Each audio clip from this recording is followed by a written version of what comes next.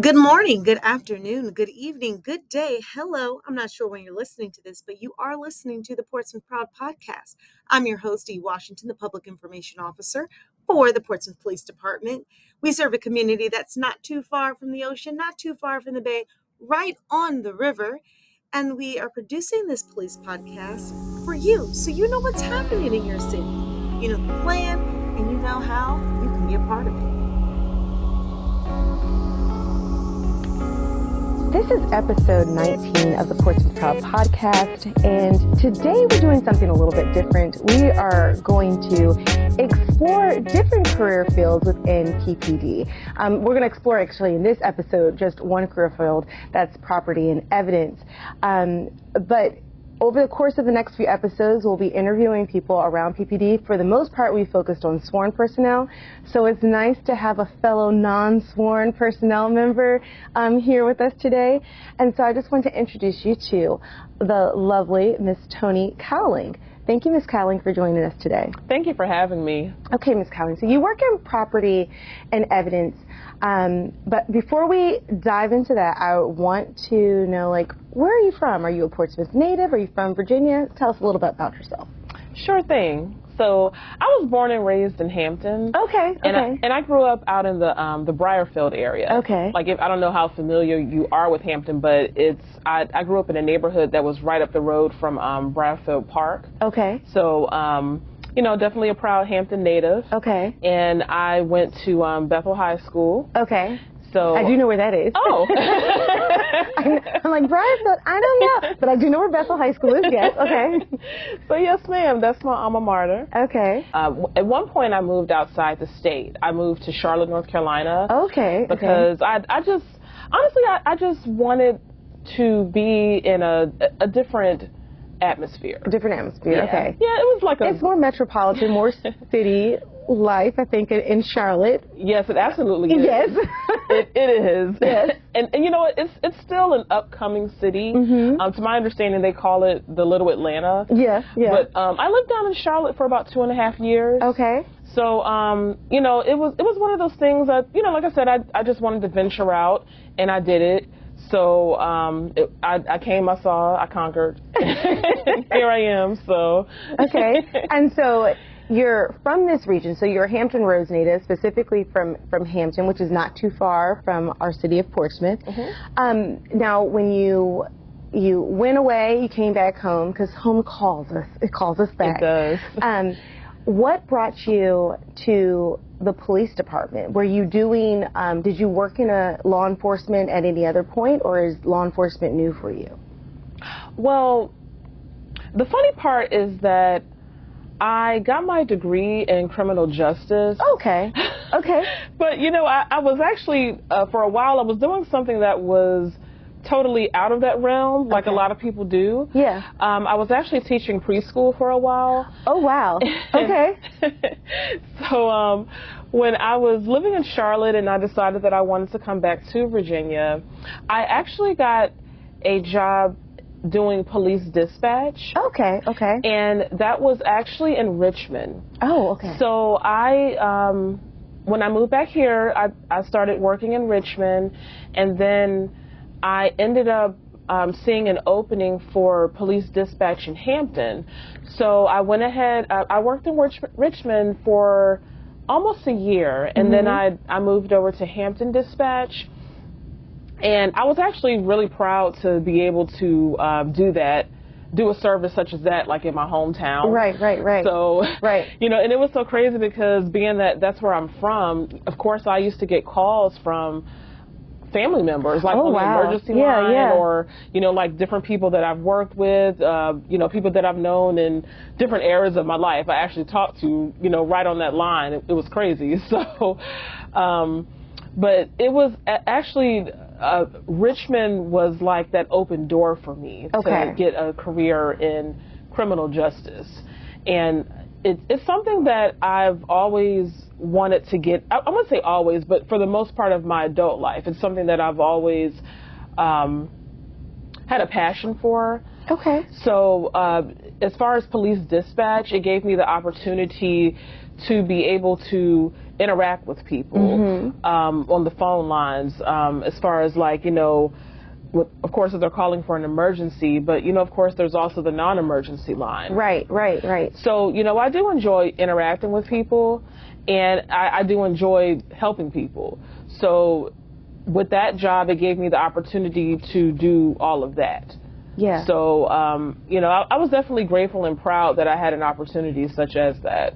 Okay, so you came back from Charlotte, and you already had your degree in criminal justice, but when you moved to Richmond, it was like that was the time for you to pursue what you had desired since adulthood, of course. Correct. And that's exciting. So you do dispatch.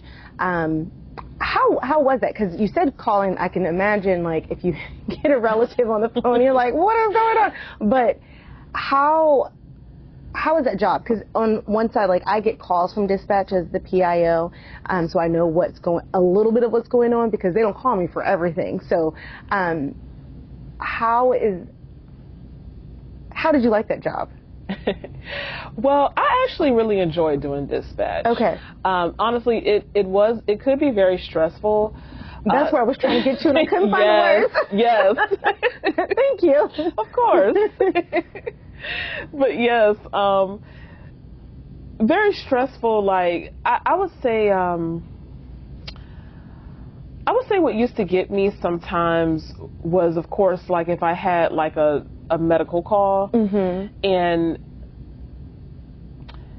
it would be stressful because, of course, when like if you're in the event of an emergency and you're calling because your loved one is sick, you're not really thinking straight. So, usually the people that I would be talking to, they're usually very hysterical. Right. So, and I definitely, I'm always understanding of that, but at the same time, I knew that I had a job to do. Right. So I still had to work around that and get the pertinent information that I needed from the caller. Right. And then on the flip side, it was always, because sometimes, I wouldn't say always, but sometimes it could be something even funny. Like, I'll never forget a call I had, and this was on the emergency line. Okay. And a lady called me, and she asked me, she said that she opened her door, and she saw a bird's nest in her tree in the front yard. So she wanted to know what she could do about that. Well, okay. So I'm sure you get like, ma'am, this is not quite an emergency. But I'm sure you get people who call and just say stuff, because sometimes people are just lonely, or we'll have conversations. We've had it on the podcast with an officer, like, people will call the police, and the reason why they've called has nothing to do with what is really what a police officer should be working on. But it's like, well, 911 is 24 hours a day, and someone will answer your call. Right. Someone will answer your call. So you got the bird's nest call. So that's crazy that she opened her door and there is a bird's nest in the tree. Ma'am, that's where birds make their nest. But okay, so you go from doing dispatch, you like it. What makes you make this leap to property and evidence, or is there another step between dispatch and property evidence? There was. Okay. I actually worked for the records department here also. In Portsmouth? Correct. Okay, so you went from Hampton to records here, and so how does that align with like criminal justice? Absolutely. So that pretty much aligns with criminal justice as far as when I worked in records, I learned a lot about protective orders, warrants, that type of thing. Okay. So also too, I learned pretty much the ins and outs of like taking police reports, as far as like larceny reports. Sometimes it could be threatening reports. Also, a lot of the reports that I would take too would also pertain to let me see. I would say like fraudulent reports. Okay. So, with each of... Like someone making a fraudulent report or someone saying that someone defrauded them? Yeah, correct. That's it. I'm sorry, I didn't specify. But yes, like, for example, if somebody's bank account or credit card is compromised. Got it. Okay. Then they make that report. Correct. Got it. Yes. Okay, so that's really... It's a big part of criminal justice, being able to make that initial report so that the process of justice can actually begin, and like report writing and being able to understand how the search warrants work. Mm-hmm. I know for me, being new to a law enforcement career, I'm kind of, I'm leaning on the detectives and the police officers to kind of explain, or my supervisor, my lieutenant, to explain things to me on how those processes work and understanding the language so that I can use that in my own writing. So you went from, again, we got dispatch records, and then we make that transition to property and evidence. Mm-hmm. The sergeant over there, what's the sergeant's name over in property and evidence? Okay, so that's going to be Sergeant Rochefort. Yes. So he makes everything sound so exciting because his personality is it's so peppy. It's nice. So, okay, so you're over there in property and evidence. Can you kind of tell us we know what property and evidence is, we think we know, at least by the title, but just explain, what do you do in property and evidence, and what is your exact role in that department? Okay, sure. So basically with property and evidence, that is the place within the police headquarters where evidence is stored. Okay. For example, like if there's lost property, if there's property that comes from a crime scene, if there's perhaps property that might come from someone that is arrested. Okay. All of that comes to our department. Okay. And it's all stored within our department. Okay. So basically what I do, my title is that I am an evidence technician. Okay. So basically what I do is set up appointments, as far as like civilian appointments. That's basically like if we have a citizen that calls our office wanting to get their property back, then I can, me and my coworkers can get an appointment set up for them to come and pick up their property, of course, after going through all the proper protocol. Okay.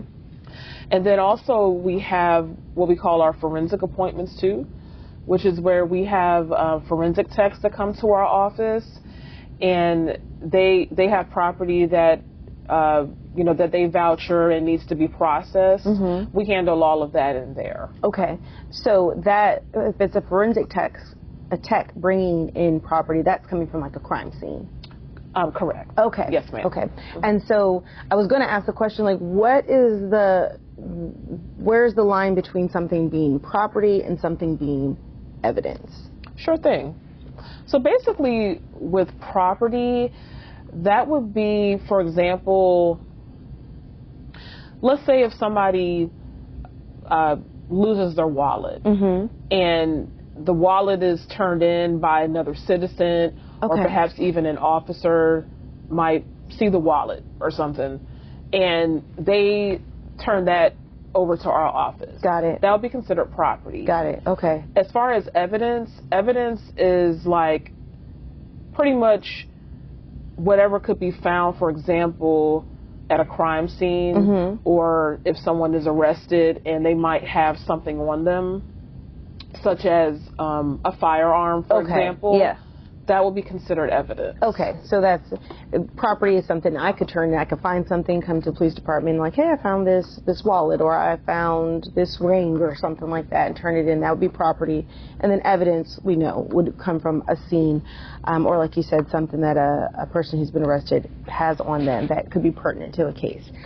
Thank you for clarifying the property piece. That's where I was like, well, what? Okay, got it. Thank you. Sure thing.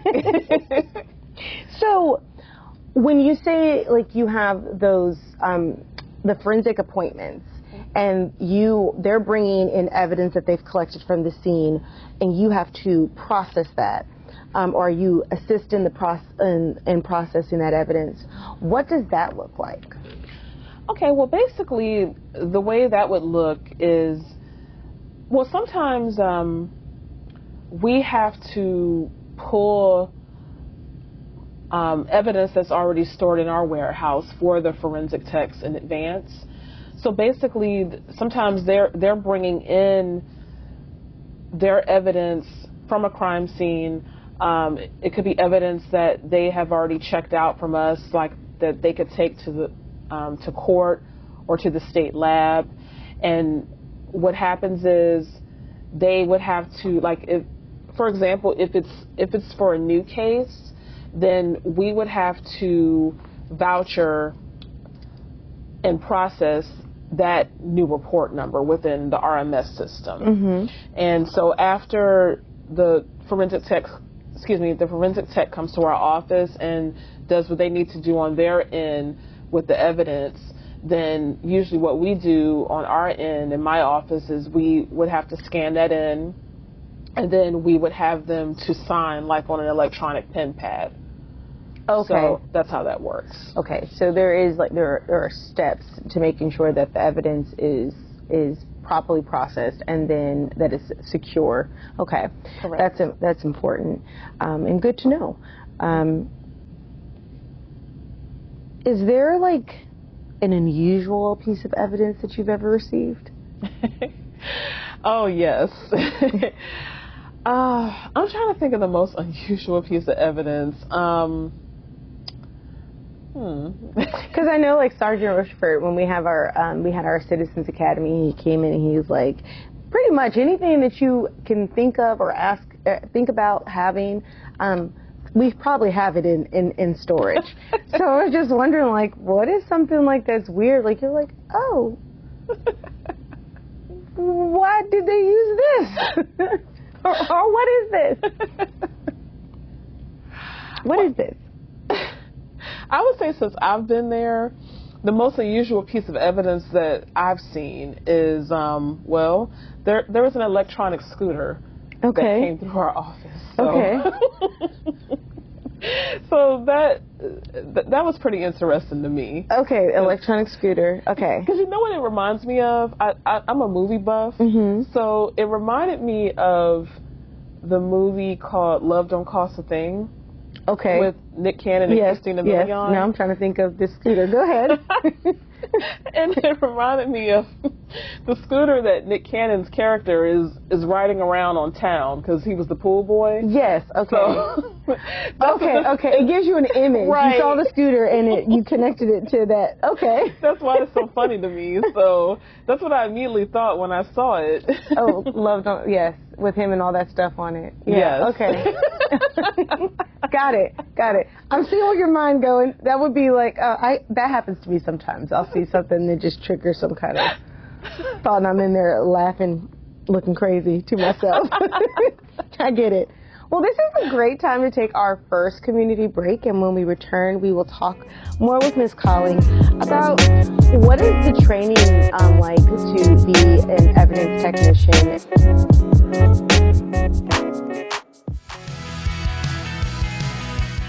Are you considering a career in law enforcement? Sign on today as a Portsmouth police officer and receive up to $1,500 if you're already Virginia certified. We offer a $1,000 allowance for a bachelor's degree and a $500 allowance for an associate's degree on top of your base pay. Officers can also earn additional income on time spent in court and at community events. Visit our website at portsmouthpd.us for more information on how to apply.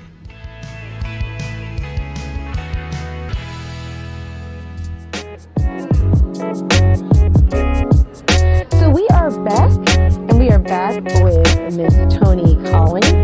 She is a property and evidence technician for the Portsmouth Police Department, and we are so grateful that she's given us a little bit of her time today.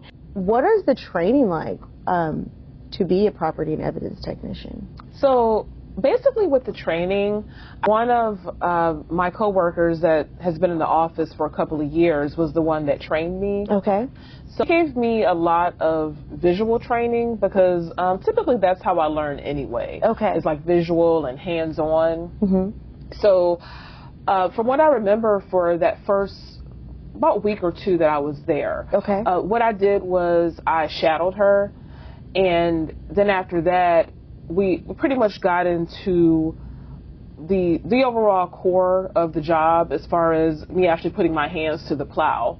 Are there any certifications that you have to get or that you can get as a property and evidence technician? Well, as far as certifications, we have to be VECIN certified. Say that again. What is that called? I'm sorry, VECIN, VCIN. Okay. And that was also what I meant to tell you earlier was the same type of certification that I used when I was over in records. Okay. So we just have to make sure that our certification is up to date. With VECIN, we would have to recertify every 2 years. Okay. And what do you know what VECIN stands for? VECIN stands for it's Virginia Criminal Information Network. Okay. So, yeah. And what is that how do you use VECIN? Is that a program you use, or is it?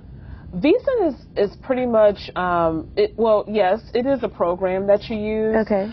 Typically used a lot over in records. Okay. So basically with VECIN, there's, you can do both entering and you can also query information. Got it. Okay. So basically with VECIN, that's the system that's used to look up criminal history, to look up license plate numbers. Got it. You can enter stolen vehicles.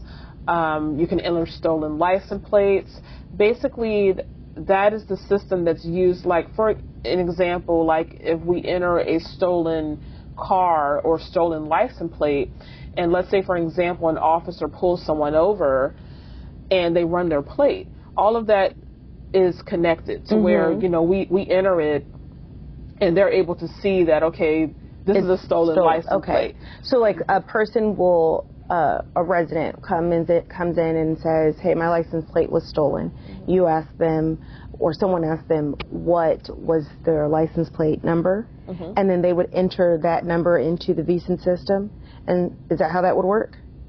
Or you would enter the number into the VECIN system? Yeah, basically what would happen is we would, if there's if someone's license plate is stolen, they would do a police report, right? And then that information is sent over to records, and then that license plate number is entered into VECIN as being stolen. As being stolen. So then, when the police officer sees the vehicle, not the vehicle, but that license plate, and he types it in, it's going to pop up that it's a stolen license plate. Correct. That's how that works. Okay. Yes, so you're VECIN certified. I think that's nice how you described the training, because one, it makes it, if you're interested, you have to just be willing to learn how to do the work, seeking out a criminal justice related career. So you have that interest, the ability to focus and pay attention to those details. I believe, like, working in records, the amount of work that they do and what they're doing, you have to have patience and pay attention to the details. Absolutely. So that is really helpful coming over to property and evidence, where paying attention to those details, super important for people to get justice. I'm glad I'm talking to you, because I feel like, probably even myself, when I think of someone is getting their background is in criminal justice, I think of a police officer or a sheriff's deputy. But they're coming here. There's so many different career fields within police work, within law enforcement, that's related to criminal justice. So I think it's nice just to there are the sworn officers or the sworn personnel that's in property and evidence, and then there's non-sworn personnel that's in property and evidence. So that's cool. Is there any, like, I know you use the VCN, VCIN? What's it called? It's pronounced VECIN. VECIN, okay. Use the VECIN system, but is there any other technology that you come across or that you use in your work from day to day? Yes. We use RMS a lot over in property and evidence.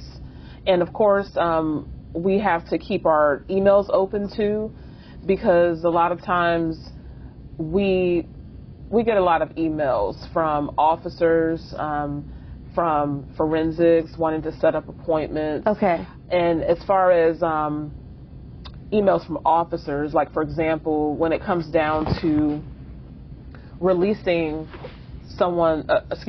releasing a citizen's property back to them. Yeah. When I spoke earlier about protocol, we have to go through whatever officer is assigned to the report to release property. To make sure that you can release the... Correct. Got it. Okay. Understand that. You know, a lot of times we're getting emails from officers letting us know that it's okay to release this property, or, you know, no, not release it for whatever reason. So, yeah, for the most part, RMS and our emails we're checking very frequently. Right. I know that I use RMS just to be able to look up information when I'm getting FOIA requests, or just trying to see particular details about a case that I need might be ready to release. So I'm familiar with RMS, not familiar with VEASAN. So with that, what is a property and evidence technician workday? Is it very hectic? Does it go at a smooth pace? Like, what's your work schedule? Okay. Well, our work schedule in property and evidence, we work on normal business hours. Okay.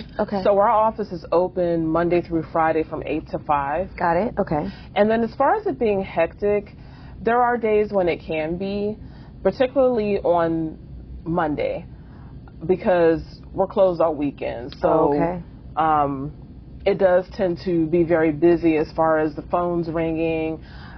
We have officers coming to the door for various reasons. Right. And so yes, and then also we can't forget about the appointments, both the civilian and forensic appointments during the week. So yes, it can get pretty hectic sometimes. Okay. How do you, what's 9 to 5 hours? I was going to ask you, how do you keep balance personally? Like, how do you relieve stress? What are some of the ways? And we've talked about this, like with the officers, about mental health and wellness. And I think just when you work in this arena, in this space, you, again, might not be an officer or technically like the first responder, but you're around the activities and the things that are happening. Like, I didn't respond to a situation that happened earlier this week, but I got the call from dispatch and then the news media asking me questions about a particular thing that happened. And I know that for about 10 minutes, I was like, Lord, what am I doing with my life? I'm at the door constantly looking at, I don't know about this, Jesus. So and I was good after that 10 minutes, but for 10 minutes, it was a little shaky. It was a little shaky for 10 minutes.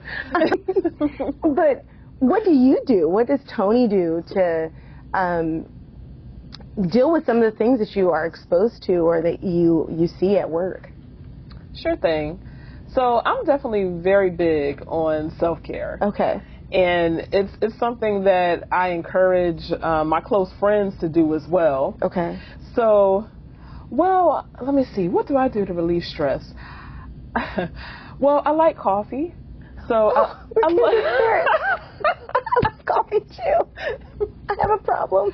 It's okay. It's okay. Thank you. We'll get through this together. Yes. So you like coffee, okay? I do. I particularly I don't drink a whole lot of hot coffee. Okay. But okay. I love cold coffee. Okay. Drinks. Okay. So I do frequent Wawa a lot. Okay. Okay. Okay. So I do that. And also, I like to go walking when it's nice and warm outside, of course. Okay. Like there's some trails like over in Hampton that I like. Bear-free trails. I love Hampton because they're bear-free. Go ahead. Exactly. Yes. So I do that. I do go to the gym. Okay. And also, I love to read, and I like to I draw. I sketch and I paint, and I can thank my father for that. He is deceased, but he definitely left behind an art legacy along with some other legacies. But that's where I get it from. I love art, so.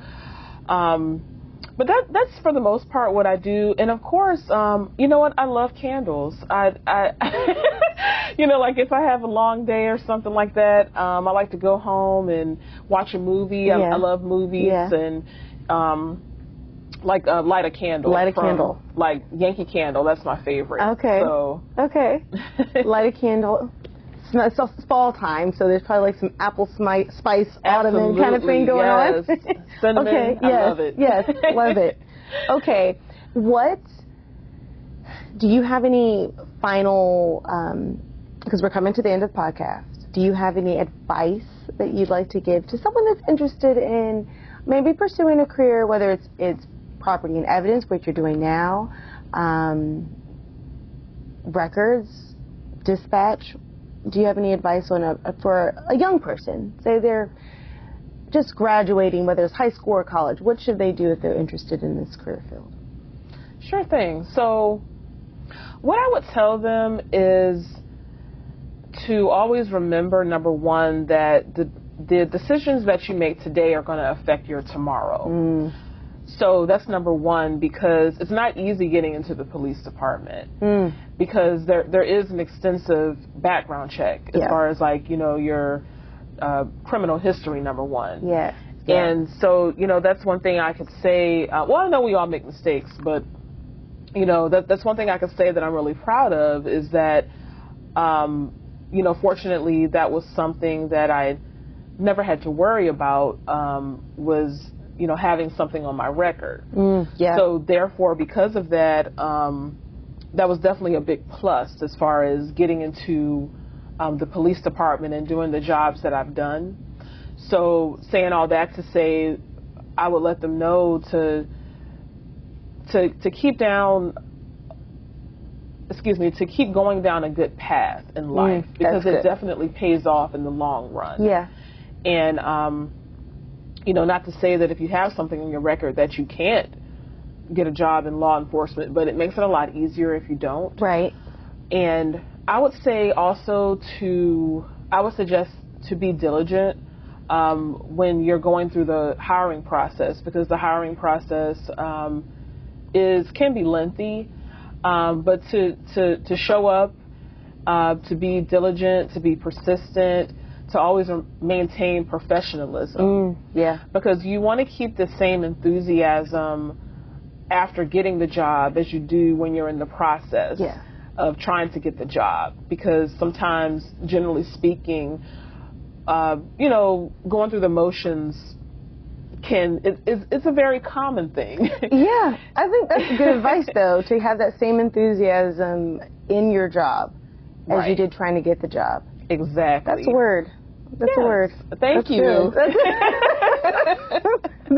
good. That's good. Thank you so much. So, but that's what I would advise to someone, is to definitely stay focused and to also to just make sure that you surround yourself with a good crowd of people, because that is also important. Yes. As far as maintaining a good circle of friends, because whoever you surround yourself with, they're going to rub off on you in some type of way, whether it be positive, whether it be negative, and that's something that my father used to share with me. Yeah. So.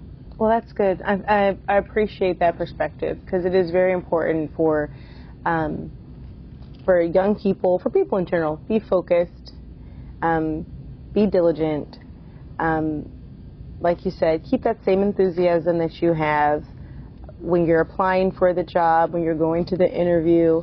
Once you get the job, keep that same energy. Match that energy. Match the energy that you had during the hiring process with while you're working, because it makes a difference. And like you said, making sure that you're making the best choices possible, because it's just going to help you it's going to help you in the future.